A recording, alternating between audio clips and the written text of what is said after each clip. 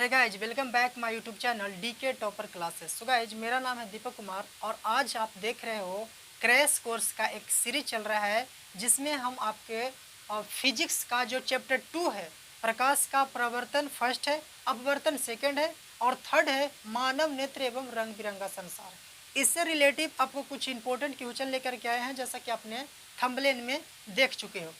उससे पहले वीडियो का स्टार्ट करने से पहले हम आपको बता दें कि इस चैप्टर में आपको क्या क्या पढ़ने वाले हैं, इस बात पर हम लोग आज डिस्कस करते हैं। तो देखते हैं कि कौन सा वो इम्पोर्टेंट क्वेश्चन है जिसे हम इस चैप्टर के माध्यम से, इस वीडियो के माध्यम से करेंगे। तो फर्स्ट जो आपका है वो है इस तरीके से, आपको यहाँ देख सकते हैं। फर्स्ट है आपका प्रकाश का प्रकीर्णन क्या है, या प्रकाश की प्रकीर्णन से आप क्या समझते हो। ठीक है। सेकंड जो क्वेश्चन है वो है प्रकाश का वर्ण विक्षेपण क्या है। जी हाँ, प्रकाश का वर्ण विक्षेपण क्या है। थर्ड आपका क्वेश्चन कहता है कि खतरे का जो सिग्नल होती है वो लाल रंग का ही क्यों होता है, खतरे का रंग लाल क्यों होता है।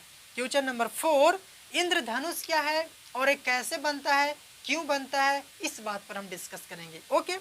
और लास्ट जो क्वेश्चन है वो समंजन क्षमता, मतलब हमारी जो आंखों के समंजन क्षमता होती है वो क्या होता है, समंजन क्षमता से आप क्या समझते हो। इन सभी क्वेश्चन पर हम लोग बिल्कुल इजी कॉन्सेप्ट के साथ डिस्कस करेंगे।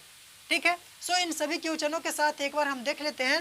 फर्स्ट जो आपका क्वेश्चन है वो है प्रकाश का प्रकीर्णन। चलो एक एक क्वेश्चन करते हैं, इसे रहने देते हैं। प्रकाश का प्रकीर्णन है, प्रकाश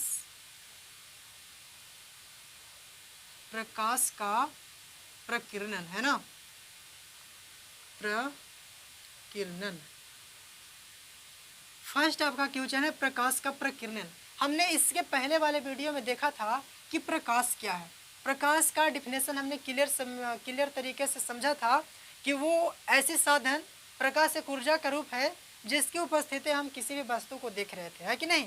प्रकाश एक साधन है, एक ऊर्जा का रूप था जिसकी उपस्थिति में हम किसी भी वस्तु को देखते हैं, उसी को हम लोग प्रकाश कहते हैं। ठीक है। यहाँ भी जानेंगे कि हमने प्रकाश तो जान लिया, अगर प्रकीर्णन के बारे में समझ जाए तो प्रकाश का प्रकीर्णन क्या है ये हम क्लियर तरीके से समझ जाएंगे। तो चलो इसके समझने के लिए एक छोटी छोटी कुछ पार्ट लेकर के चलते हैं। प्रकीर्णन का मतलब होता है छितराना। प्रकीर्णन का क्या मतलब होता है, छितराना, या फिर इसे बिखेरना भी कह सकते हो, विखेरना, विखरना। प्रकाश का प्रकीर्णन का मतलब ही होता है छितरा जाना।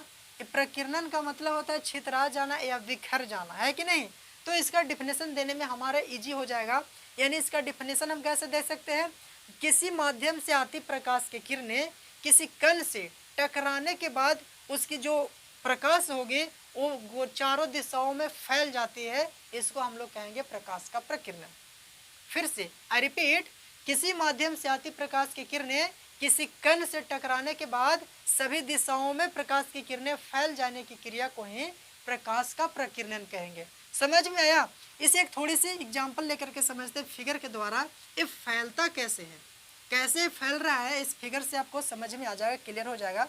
सपोज करिए कि यहाँ एक बॉल है, ठीक है, ये बॉल है और अंधेरे में बॉल को ऐसे हाथों में उठा लिए, ठीक है ना, ये आपका क्या है, बॉल है। चलो ऐसे कुछ कर देते हैं, ये आपको इस तरीके से बॉल है। इस बॉल में हम क्या किए, यहाँ से टॉर्च लाइट दिए, है कि नहीं। ये आपका टॉर्च लाइट जैसे यहाँ से देते हैं तो होता क्या है कि इस टॉर्च लाइट से आने वाली जो लाइट होती है इस पर ऐसे आ करके इस पर इस तरीके से पड़ती है। जैसे ये टॉर्च लाइट इस पर आकर के पड़ी, ये क्या किया कि ये जो बॉल होती है इस लाइट को रोकता है। ठीक है, ये लाइट को रोकने का ट्राई किया, लेकिन ये लाइट क्या किया, ऐसे करके ऐसे तरीके से ऐसे ऐसे राउंड राउंड करके छितराने चला गया, बिखर गया। इसी को कहते हैं प्रकाश का प्रकीर्णन। यानी कि ये जो हमारा टॉर्च प्रकाश आया या सन प्रकाश आया, प्रकाश इधर से आया और किसी कण से टकराने के बाद क्या होता है, बिखर जाने की क्रिया को ही प्रकाश का प्रकीर्णन कहते हैं। क्लियर हो गया।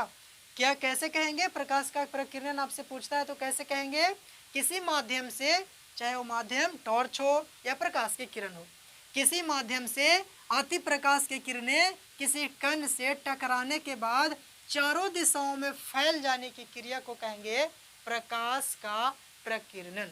क्लियर हो गया, समझ में आ गया ना। चलिए अब चलते हैं नेक्स्ट क्वेश्चन की तरफ। नेक्स्ट क्वेश्चन क्या कहता है, नेक्स्ट है आपका प्रकाश का वर्ण विक्षेपण। चलो ये रहा है अब आपका question number second. Question number second कह रहा है कि प्रकाश का वर्ण विक्षेपण क्या है। तो चलिए प्रकाश का वर्ण विक्षेपण समझते हैं। वर्ण का मतलब होता है कलर। क्या? वर्ण का मतलब होगा कलर, जिसे हम लोग रंग कहते हैं कि नहीं। तो वर्ण आपका रंग को यहाँ वर्ण कहा गया है, और ये विक्षेपण कैसे हो रहा है इसे हम लोग समझते हैं। इसका डिफिनेशन कहता है कि जब श्वेत प्रकाश किसी प्रिज्म से टकराने के बाद 7 रंगों में बिखर जाती है, उसी को कहेंगे हम लोग प्रकाश का वर्ण विक्षेपण। कैसे कहेंगे? जब किसी आने वाली प्रकाश की किरणें या कोई किसी प्रकार की आने वाली श्वेत प्रकाश 7 रंगों में बट जाएगी। कब? जब प्रिज्म पे पड़ेगी। प्रिज्म से टकराने के बाद वो 7 रंगों में विभक्त हो जाती है, उसी को कहें हम लोग वर्ण विक्षेपण। कैसे कहेंगे? ये आपका प्रिज्म है, सपोज करिए कि आपका क्या है, प्रिज्म है। यहाँ से हमने श्वेत प्रकाश दिया, ठीक है, यहाँ लिख लेते हैं सूर्य का प्रकाश, सूर्य प्रकाश दे रहे हैं। जब इसमें सूर्य का प्रकाश दिए तो ये क्या किया कि ये प्रिज्म में होकर के गुजरा। ये प्रिज्म में जैसे एंट्री किया, प्रिज्म से 7 रंगों में बट जाता है। इस तरीके से 7 रंगों में ये डिवाइड हो जाता है। ठीक है, 7 हुआ, लो एक और 7 हो गया। ये आपका 7 रंगों में विभक्त होने की क्रिया को ही हम लोग कहेंगे वर्ण विक्षेपण। कैसे इसका डिफिनेशन कहेंगे? जब किसी प्रकाश की किरणें प्रिज्म से टकराने के बाद 7 रंगों में विभक्त हो जाने की क्रिया को प्रकाश का वर्ण विक्षेपण कहेंगे। ठीक है, या इसे आप ऐसे भी कह सकते हो, किसी प्रिज्म पर पड़ने वाली प्रकाश की किरणें प्रिज्म से होकर के जब गुजरती है तो 7 रंगों में विभक्त हो जाती है। इस क्रिया को हम क्या कहेंगे? प्रकाश का प्रकीर्णन नहीं बल्कि प्रकाश का वर्ण विक्षेपण। समझ में आया? प्रकाश का वर्ण विक्षेपण किसको कहेंगे? जब श्वेत प्रकाश किसी प्रिज्म से होकर गुजरने पर 7 रंगों में विभक्त हो जाती है, उसको कहेंगे प्रकाश का वर्ण विक्षेपण। 7 रंग क्या क्या होता है? फर्स्ट आपका होता है लाल, लाल होती है। इस तरीके से इसका सीरीज होता है, लाल, पीला, नीला, हरा, बैगनी, ब्लू, इस कलर का सीरीज होता है। यहाँ आपको फिगर में दिख रहा होगा। ठीक है, ये समझ में आ गया कि प्रकाश का विक्षेपण क्या है। समझ में आ रहा है ना? अगर ये वीडियो आपको समझ में आ रहा होगा तो चैनल को लाइक करना न भूलना, और ये वीडियो अगर आपको यूजफुल लगता है तो चैनल को सब्सक्राइब भी कर लेना, चूँकि यहाँ आपको क्रैश कोर्स का सीरीज स्टार्ट कर दिया गया होगा। ठीक है, तो हमने 2 क्वेश्चन देखा। एक फर्स्ट देखा प्रकाश का प्रकीर्णन, सेकंड देखा प्रकाश का वर्ण विक्षेपण। चलिए अब हम लोग जानेंगे कि खतरे का जो रंग होती है वो लाल क्यों होता है। हाँ, आपने ही सुना होगा कि खतरों का रंग लाल क्यों होता है, हरा क्यों नहीं होता, नीला क्यों नहीं होता, या फिर पीला क्यों नहीं होता है। लाल रंग होने का रीजन क्या है? क्यों हमारे ट्रेन सिग्नल में खतरे का रंग लाल लगाया जाता है? क्यों उसे आने के बाद कहीं खतरा रहता है तो लाल झंडिया दिखाया जाता है? इसका रीजन क्या है हम लोग समझते हैं इस वीडियो में। खतरे का रंग लाल रंग इसलिए होता है क्योंकि लाल रंग का जो तरंगदैर्घ्य है, लाल रंग का तरंगदैर्घ्य है वो सबसे अधिक होता है, और तरंगदैर्घ्य अधिक होने की वजह से इसका प्रकीर्णन कम जाता है। ध्यान से सुनना, लाल रंग का तरंगदैर्घ्य सबसे अधिक होता है, जिस वजह से प्रकीर्णन कम जाता है। और प्रकीर्णन कम होने की वजह से होता क्या है कि ये हमें धुएं में भी या कुहासे में भी दूर से दिखाई दे देता है। जब हमें दूर से दिखाई देता है, इसीलिए हम लोग खतरे का सिग्नल का लाल रंग का यूज करते हैं। समझ में आया क्यों करते हैं? क्योंकि इसका तरंगदैर्घ्य सबसे अधिक होता है और प्रकीर्णन सबसे कम होता है। प्रकीर्णन कम होने की वजह से ये हमें दूर से अंधेरे एवं प्रकाश के प्रकीर्णन में भी दिखाई देने लगता है। प्रकाश की जैसे प्रकीर्णन होता है, ये हमें अंधेरे में भी इसका प्रकाश दिखाई देने लगता है लाल रंग का। यही रीजन है कि हम लोग खतरे के सिग्नल में लाल रंग का यूज करते हैं। समझ में आया? समझ में आ गया होगा तो वीडियो को लाइक जरूर करना। ठीक है, अब चलते हैं हम लोग क्वेश्चन नंबर 4 की तरफ। अब हम जानेंगे कि इंद्रधनुष क्या है। इंद्रधनुष जानने के लिए हम आपका क्वेश्चन नंबर 4 है, इंद्रधनुष क्या है और ये कैसे बनता है, क्या रीजन है, बनने का रीजन क्या है, ये समझेंगे। तो इसे इंद्रधनुष समझने के लिए पहले फिगर देखिए कैसा दिखाई दे रहा है। इस तरीके का इंद्रधनुष है ना, दिखाई दे रहा है। वेरी गुड, इंद्रधनुष ऐसा ही होता है। इंद्रधनुष किसको कहेंगे? बारिश के मौसम में क्या होता है कि जब हम लोग सूर्य की ओर खड़े पीठ करके खड़े होते हैं तो आसमान में हमें 7 रंगों वाली पट्टी दिखाई देती है। इन्हीं रंगीन पट्टी को इंद्रधनुष कहेंगे। क्लियर हुआ? बारिश के मौसम में हमें आसमान में क्या होती है? 7 रंगों वाली पट्टी दिखाई देती है, इसी रंगीन पट्टी को हम लोग कहेंगे इंद्रधनुष। क्लियर हो गया। अब हम जानेंगे कि इंद्रधनुष बनता क्यों है, क्यों इंद्रधनुष बन जाता है। तो इसका रीजन ये है कि जब बारिश की बूंदें पड़ती है, आसमान से जब बारिश पड़ती है तो उसके असंख्य बारिश की बूंदें मिल करके एक प्रिज्म सा व्यवहार करता है। समझ में आ रहा है? असंख्य मतलब बहुत सारे बारिश के बूंद मिल करके एक प्रिज्म के जैसा व्यवहार करता है, और जब उस पर सूर्य की प्रकाश किरणें पड़ती है, सूर्य की प्रकाश किरणें पड़ती है तो उससे जैसे ही गुजरता है, किससे, जो बारिश के रूप में बारिश से बना हुआ प्रिज्म था, उस प्रिज्म पर पड़ती है तब उसे 7 रंगों में विभक्त हो जाती है। हमने पढ़ा है कि प्रिज्म से होकर के जब प्रकाश जाती है तो 7 रंगों में बिखर जाती है। कैसे बोलेंगे? आपसे कोई पूछता है कि ये जो प्रिज्म होती है इंद्रधनुष जो होता है वो बनता क्यों है, तो आप कहना कि बारिश के दिनों में असंख्य बारिश की बूंदें मिल करके एक प्रिज्म सा व्यवहार करता है, और जब इससे सूर्य का प्रकाश पड़ता है, इससे होकर के गुजरता है तो ये 7 रंगों में बिखर जाता है, 7 रंगों वाली एक पट्टी बनाता है, और इसी रंगीन पट्टी को हम लोग इंद्रधनुष कहते हैं। क्लियर हो गया? Very good. यहाँ आपको ये डिफिनेशन लिखा जा रहा है, यहाँ से आप नोट कर लेना। क्लियर है?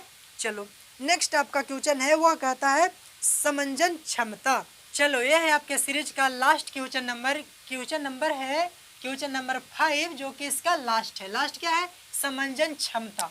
क्वेश्चन नंबर 5 है समंजन क्षमता। इस समंजन क्षमता क्या होती है, तो यहाँ आपको हमने डिफिनेशन लिख दिया ताकि आपको समझने में किसी प्रकार की कोई प्रॉब्लम ना हो। समंजन क्षमता क्या कहता है कि नेत्र की वह क्षमता, मतलब हमारी आंखों की वो क्षमता है जिसके कारण क्या करता है, वह अपनी फोकस दूरी को समायोजित करता है। मतलब कि समझो, जो हमारी आंखों की समंजन क्षमता है, जो हमारी आंखों की क्षमता है, उसके कारण वो अपनी फोकस दूरी को क्या करता है, समायोजित करता है। मतलब जितना उसको देखने की फोकस दूरी है उसको अपनी आंखों में समायोजित करती है। ठीक है, उसको अपनी आंखों में समायोजित करता है, चाहे वो वस्तु निकट हो या दूर हो। निकट या दूर स्थित वस्तुओं को अपनी आंखों में समायोजित करता है। इसी घटना को हम लोग क्या कहेंगे, समंजन क्षमता। क्लियर हुआ? समंजन क्षमता किसे कहेंगे? नेत्र लेंस की वह क्षमता जिसके कारण निकट या दूर स्थित वस्तुओं को अपनी आंखों में समायोजित करती है, और इसी क्रिया को हम लोग कहेंगे नेत्र की समंजन क्षमता। क्लियर हो गया? बहुत बड़ी डिफिनेशन नहीं है, बहुत छोटा सा है, और इसका बहुत ईजी तरीके से आप समझ सकते हो। कैसे बोलेंगे?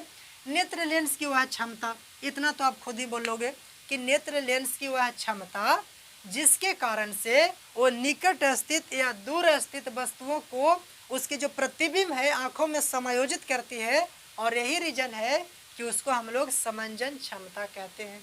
क्लियर हो गया? Very good. समझ में आ गया होगा तो चैनल का लाइक और सब्सक्राइब करना ना भूलना।